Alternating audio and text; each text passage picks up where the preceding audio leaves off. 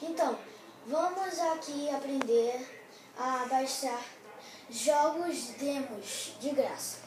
Então, primeiro vamos para a pasta de jogos e depois vamos em pesquisar jogos.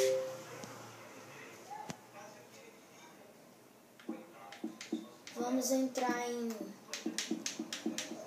aqui em demos grátis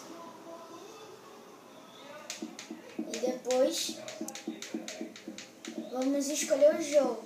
Tem vários jogos e eu vou escolher Skate 3. Aí você aperta em demo grátis.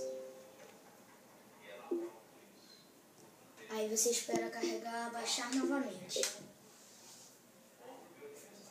Depois vai aparecer baixando. Baixa rapidinho, vocês podem esperar.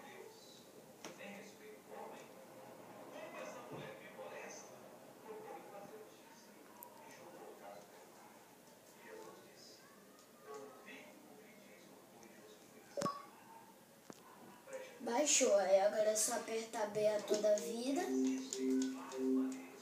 e entrar em meus jogos. Você vai ver seu jogo em algum lugar. Eu já vi aqui, Skate Demo 3. Então, aí é assim que se faz o jogo.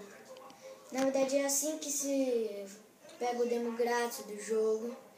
E assim eu já baixei vários jogos, por exemplo, Lord of the Kings e FIFA Street, Call of Duty Black Ops e FIFA 13. Obrigado, galera. Valeu.